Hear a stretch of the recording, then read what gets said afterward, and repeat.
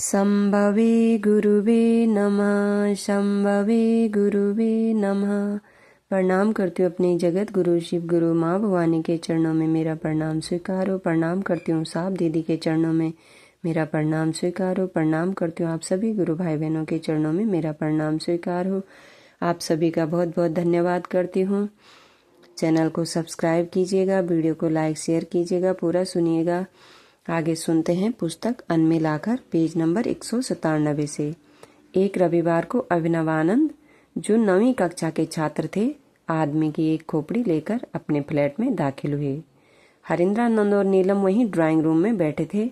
हाथ में खोपड़ी देखकर नीलम ने पूछा, यह क्या है? मम्मी, 108 नंबर फ्लैट के अंकल केरल चले गए। वे रिटायर कर गए। उनका घर खाली है, दरवाजे खिड़कियां खुली हुई हैं और कोई सामान नहीं है। 108 नंबर फ्लैट और इनके घर के बीच बस एक और फ्लैट था। ये 106 में रहते थे। बायोलॉजी के प्रोफेसर थे। कंकाल खोपड़ी कीट पतंगे उनके घर में दिखी जाया करते थे।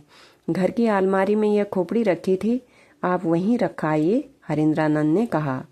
मोनू बाबू ने हाँ तो कहा। तब तक नीलम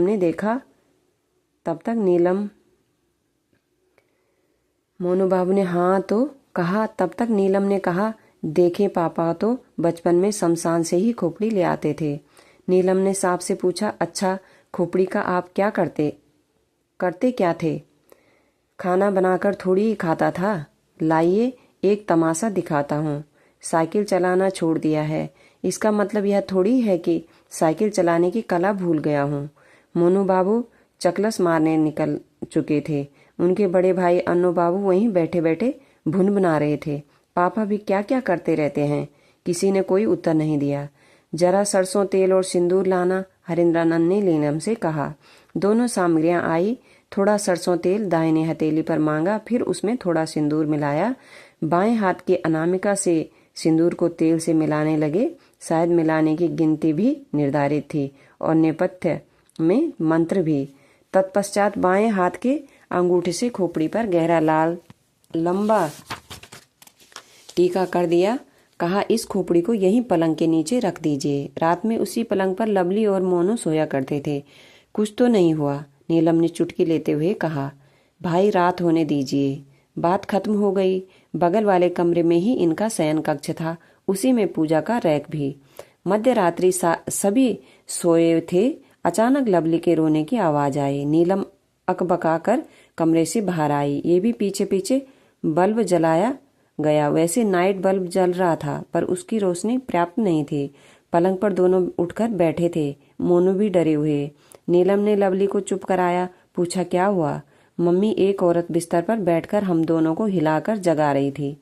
दोनों एक साथ बोले। अरे यार, कुछ तो नहीं है, हरिंद्रानंद ने साहस दिलाया। आप लोग शेर के बच्चे हैं, इसमें डरना क्या? बच्चों को भयाक्रांत देखकर नीलम उन्हें बेडरूम में ले आई और कहा, यहीं सो जाओ। दूसरे दिन सोमवार की शाम में चर्चा के दौरान रात की घटना का भी जिक्र हुआ। खोपड़ी अभी अभी उसी पलंग के नीचे रखी थी। चर्चा में कई लोग आए थे।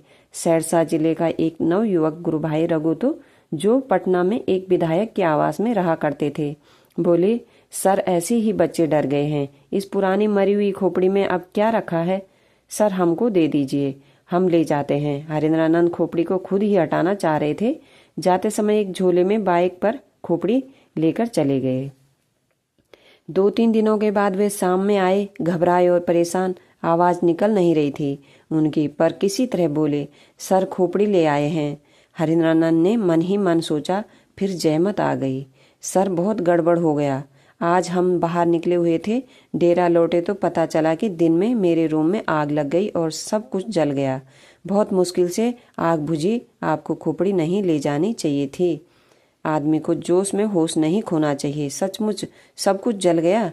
नीलम ने पूछा। बहुत सामान तो था नहीं, मेरा टेप रिकॉर्डर भी जल गया। मैंने उसमें कुछ पैसे भी छुपा कर रखे थे। साहब ने कहा, ठीक है, खोपड़ी को नीचे गैराज में रखाइए। सर किसी को भेज दिया जाए। मोटरसाइकिल के हैंडल में एक झोले में रखा है। झोला नया है लेकिन नहीं चाहिए मुझे। अनु बाबू ने गैराज की चाबी निकाल कर दी और 2 आदमी उसे रखने चले गए।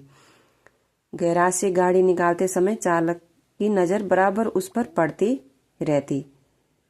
उस पर पड़ती रहती। बच्चे भी देखते थे। ड्राइवर आकर कहता, सर खोपड़ी का कोई प्रतिक्रिया नहीं, कोई उपद्रव नहीं। सरकारी आवास बदलकर अब सेक्रेटरी फ्लैट्स में चला गया। उसके कुछ महीनों के पश्चात वह गैराज खाली करना था। अन्नू बाबू चाबी लेकर गए। गैराज खाली हो गया। चाबी केयरटेकर को दे दी गई। अब किसी को ध्यान ही नहीं था कि खोपड़ी का क्या हुआ। सरकारी नौकरी के क्रम में हरेंद्रानंद ने सचिवालय में ही विभिन्न विभागों में योगदान दिया। सन 2000 के नवंबर में जब बिहार राज्य का विभाजन हुआ और झारखंड राज्य अस्तित्व में आया तो अस्थायी रूप से इनकी पद स्थापना झारखंड की राजधानी रांची में हुई।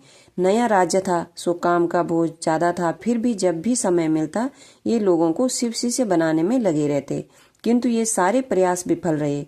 रांची के अपने सरकारी आवास HEC के से कार्यालय जाते और ज्यादा काम होने पर देर रात वापस आते। सोचते यहाँ तो शिव चर्चा बिल्कुल नहीं हो पाती है।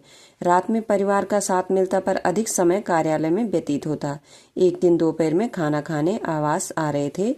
घर से कुछ दूरी पर एक जूता सीने वाला बोरा बिछाकर सड़क के किनारे बैठा था। हरेंद्रानंद ने गाड़ी रोकी। पूछा, भैया रिवॉल्वर की गोली फट गई है, सिल दोगे? उसने सिर हिलाते हुए हाँ कहा। बोले, बगल में डेरा है, आ जाना। भोजनों प्रांत चलने को हुए। वह आदमी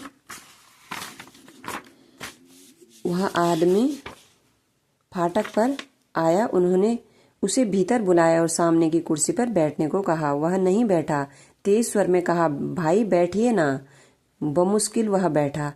रिवॉल्वर का होल्स्टर दे दिया गया। सीलने के बाद पॉलिश भी करने को बोला गया। तब तक उसके लिए चाय आ गई। वह कप लेकर बाहर निकल गया। रात में जब साहब ऑफिस से आए तो नीलम ने उन्हें बताया कि रिवॉल्वर का होल्स्टर ठीक हो गया है। मैंने उसे शिव शिष्य बनाया और कहा कि अगल बगल के दुकान वालों को भी महादेव का शिष्य बनाइएगा। दूसरे दिन अहल्य सुबह पान की गुमटी वाले संपन्न मंडल और वही जूता सीने वाला दोनों उनके आवास पर आ गए। चाय चली और थोड़ी चर्चा भी। फिर क्या था, चल पड़ी गाड़ी। यही था रांची में शिव शिष्यता का शुभारंभ। जूता सीने वाले का अब तो पता नहीं। संपन्न मंडल सपरिवार अब भी शिव शिष्यता की मशाल जलाए हुए हैं।